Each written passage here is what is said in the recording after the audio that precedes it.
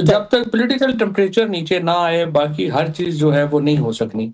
और इसीलिए मैं आपको ये ज़रूर बताऊँ कि जो मेरी मुलाकातें हुई इमरान इस्माइल, महमूद मौलवी साहब और मेरी हुँ, हुकूमती वुज़रा से, हुँ, वो भी ये समझते हैं कि इक़दामात की ज़रूरत है कि पॉलिटिकल टेम्परेचर नीचे आए। हुँ। और लेट्स सी कि ये तरमीम वग़ैरह हो जाए, तो फिर जब हम बैठते हैं उनके साथ एक आला तरीन सतह पे बैठते हैं, तो हम ऐसे इक़दामात कर सकें कि जिससे पॉलिटिकल टेम्परेचर नीचे आए हुँ। और एक हम आगे बढ़ सकें इस गुफ्तगू के चलें, आई सिलसिले को होप कि आगे बढ़ाएँ। ये जो आप बात कर रहे हैं इसके अंदर कोई होप या कोई विंडो है जो हो।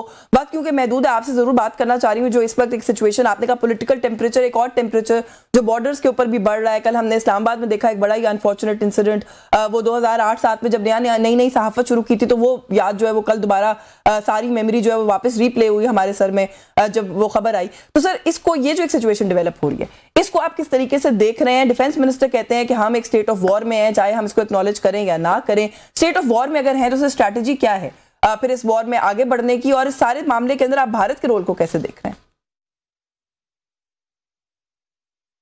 देखिए, इशू ये है कि जो पाकिस्तान के अंदर इस वक़्त डिवीज़न है, उसको सामने रखते हुए अगर आप इस वक़्त मशरक़ी सरहद को और मगरबी सरहद को देखें, तो ये सिचुएशन बहुत ही आई थिंक ख़तरनाक है।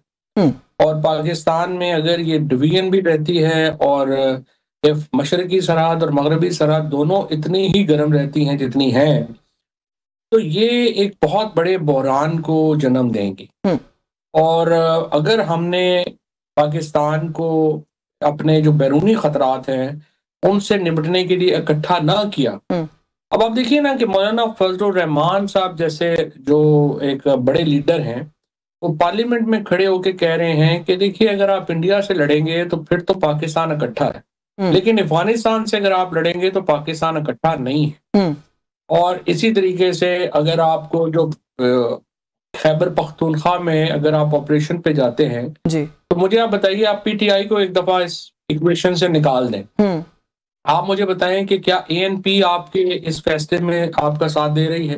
हुँ, जेयूआई दे रही है? पीटीएम दे रही है? हुँ, यानी कोई सियासी धड़ा तो आपके साथ होना चाहिए ना कि हुँ, जो खैबर पख्तूनख्वा से आपके साथ हो। हुँ, तो ये जो पॉलिसीज़ हैं, इनको भी एक नज़र-ए-फ़ानी की ज़रूरत है। हुँ, और जिस तरह एपीएस के सानहे के बाद जनरल राहील शरीफ ने एक ऑल पार्टीज़ कॉन्फ्रेंस के ज़रिए एक नेशनल एक्शन प्लान के ऊपर एक आई वुड से कि कंसेंसस बिल्ड किया था। जी। अब भी ज़रूरत है कि हम सारी सियासी जमातों के साथ उस तरह का एक नेशनल एक्शन प्लान तरतीब दें। बिल्कुल सर, सेगमेंट का वक्त खत्म हो अदरवाइज़ गया, वरना मैं मज़ीद बात करती। आप बिल्कुल दुरुस्त इसकी कह रहे हैं कि नेशनल एक्शन प्लान की तरह की कोई चीज़ या जो ऑलरेडी एग्जिस्ट करता है उसके ऊपर अमल दरामद, एपीएस का आपने हवाला दिया, वाना गॉड फॉरबिड एक और एपीएस हो सकता था हमारे साथ जिससे हम बच गए हैं। तो मेरा ख्याल है कि इट्स टाइम कि हम ये जो आप बात करें कि नैरेटिव जो सेट करने की ज़रूरत है, वहाँ के लोगों को ऑन बोर्ड लेने की ज़रूरत है, उसके ऊपर भी काम करें। आई रियली होप कि ये अब 27वीं आईनी तरमीम और ये सारा मामला हल हो गया तो इसके ऊपर काम जो है वो शुरू हो जाए।